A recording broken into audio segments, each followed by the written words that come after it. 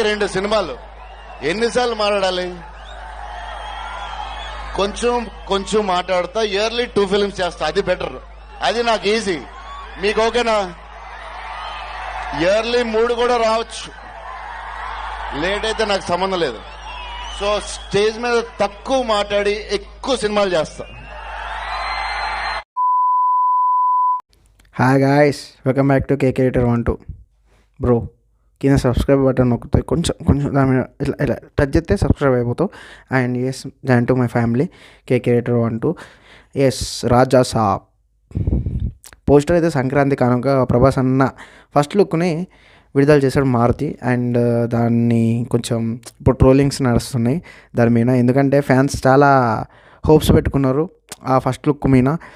అది మొత్తం ఎందుకో గ్రాఫిక్స్ ఎడిటింగ్ అని తెలిసిపోతుంది కాబట్టి అది పిక్ ఒకసారి చూడండి. కానీ ఫ్యాన్స్ హ్యాపీ, ఎందుకంటే ప్రతి ఒక్కరు హీరోని చూసి చాలా ఆనందపడతారు, నేను కూడా. కానీ ట్రోల్స్ చేసేవాళ్ళు కొంచెం ఒక్కసారి ఆలోచించాలి, ఎందుకంటే ట్రోల్ చేస్తే మీరు ఫేమ్ అవుతారు అని అనుకుంటారు, కానీ అక్కడ బెడ్స్ కొడుతుంది. ఎందుకంటే ట్రోల్ చేస్తే వాళ్ళు ఫేమ్ అవుతారు, వాళ్ళ ఫేమ్ ఉన్నది కానీ అవసరం లేదు. కానీ మీరు ఎప్పుడు మనం మాట్లాడేది ఏంటంటే ప్రభాస్ అన్న లుక్ బాగుంది, నాకైతే నచ్చింది, వేరేటోళ్ళకి నచ్చలే. దాన్ని బట్టి ఒకసారి కామెంట్స్ చూడండి.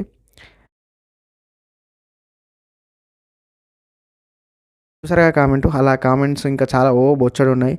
కానీ ఎందుకో నాకు అనిపించింది, ఎందుకో ప్రభాస్ అన్న లుక్ పోయింది. ఎస్, మనం బాహుబలి తర్వాత చూసుకుంటే ప్రతి ఒక్క దాంట్లో కొంచెం వేరియేషన్స్ వస్తున్నాయి.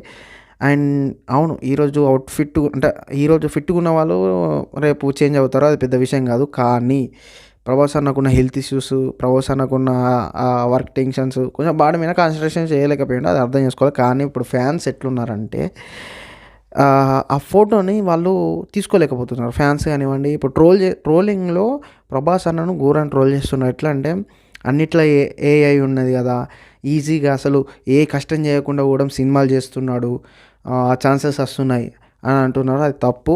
అండ్ ఒకసారి కామెంట్ చూడండి.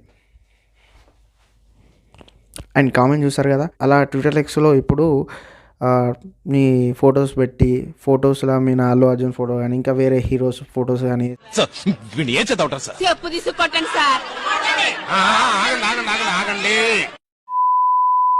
అనేసి రాజాసాబ్ని ఇంకా వివిధ రకాలుగా వీళ్ళు ఎంటర్టైన్మెంట్ కోరుకున్నారు. కానీ ప్రభాస్ అన్న నాకు తెలిసి హార్డ్ వర్కర్ టాలీవుడ్లో ఎవరైనా ఉన్నారంటే ప్రభాస్ అన్ననే. ఎందుకంటే ఇయర్లీ 2 సినిమాలతో బిజీ ఉన్నాడంటే నా జోక్ అది. ఎందుకంటే పాన్ ఇండియా బాహుబలి తర్వాత 3 సంవత్సరాల తర్వాత ఒక్క సంవత్సరంలో 2 సినిమాలు, ఆ తర్వాత 3 సినిమాలు చేసేంత కెపాసిటీ, అంటే 300 రోజులు కష్టపడతాడంటే అర్థం చేసుకోవాలి.